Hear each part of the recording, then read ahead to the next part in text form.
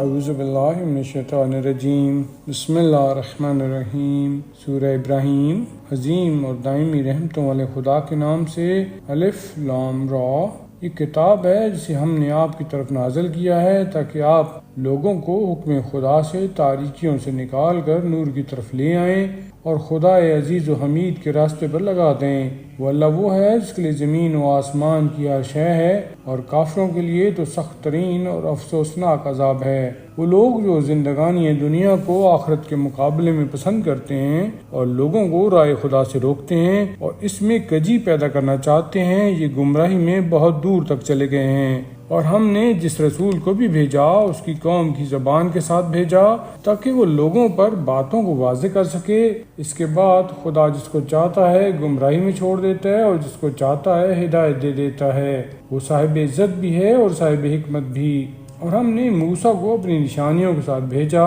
کہ اپنی قوم کو ظلمتوں سے نور کی طرف نکال کر لائیں اور انہیں خدائی دنوں کی یاد دلائیں کہ بے شک اس میں تمام صبر کرنے والے اور شکر کرنے والے کے لیے بہت سی نشانیاں پائی جاتی ہیں۔ اور اس وقت کو یاد کرو جب موسیٰ نے اپنی قوم سے کہا کہ تم لوگ اللہ کی اس نعمت کو یاد کرو کہ اس نے تمہیں فرعون والوں سے نجات دلائی جبکہ وہ بدترین عذاب میں مبتلا کر رہے تھے کہ تمہارے لڑکوں کو ذبح کر رہے تھے اور تمہاری لڑکیوں کو کنیزی کے لیے زندہ رکھتے تھے، اور اس میں تمہارے پروردگار کی طرف سے بڑا سخت امتحان تھا۔ اور جب تمہارے پروردگار نے اعلان کیا کہ اگر تم ہمارا شکریہ ادا کرو گے تو ہم نعمتوں میں اضافہ کر دیں گے، اور اگر کفران نعمت کرو گے تو ہمارا عذاب بھی بہت سخت ہے۔ اور موسیٰ نے یہ بھی کہہ دیا کہ اگر تم سب اور روئے زمین کے تمام بسنے والے بھی کافر ہو جائیں تو ہمارا اللہ سب سے بے نیاز ہے اور وہ قابل حمد و ستائش ہے۔ کیا تمہارے پاس اپنے سے پہلے والے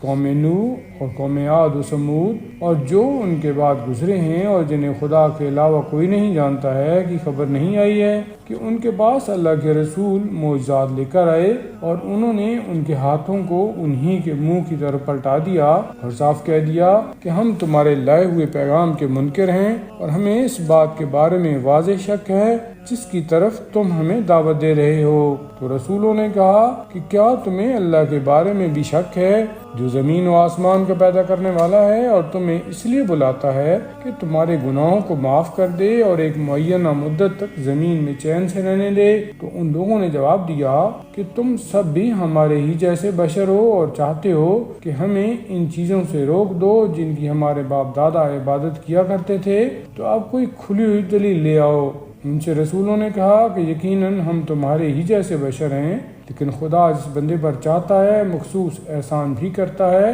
اور ہمارے اختیار میں یہ بھی نہیں ہے کہ ہم بلا اذن خدا کوئی دلیل یا معجزہ لے آئیں، اور صاحبان ایمان تو صرف اللہ ہی پر بھروسہ کرتے ہیں، اور ہم کیوں نہ اللہ پر بھروسہ کریں جبکہ اسی نے ہمیں ہمارے راستوں کی ہدایت دی ہے، اور ہم یقیناً تمہاری اذیتوں پر صبر کریں گے، اور بھروسہ کرنے والے تو اللہ ہی پر بھروسہ کرتے ہیں۔ اور کافروں نے اپنے رسولوں سے کہا کہ ہم تم کو اپنی سرزمین سے نکال باہر کر دیں گے یا تم ہمارے مذہب کی طرف پلٹ آؤ گے۔ تو پروردگار نے ان کی طرف وحی کی کہ خبردار، گھبراؤ نہیں، ہم یقیناً ظالمین کو تباہ و برباد کر دیں گے اور تمہیں ان کے بعد زمین میں آباد کر دیں گے، اور یہ سب ان لوگوں کے لیے ہے جو ہمارے مقام و مرتبہ سے ڈرتے ہیں اور ہمارے عذاب کا خوف رکھتے ہیں۔ اور پیغمبروں نے ہم سے فتح کا مطالبہ کیا اور ان سے اناد رکھنے والے سرکش افراد ذلیل اور رسوا ہو گئے۔ ان کے پیچھے جہنم ہے اور انہیں پیپ دار پانی پلایا جائے گا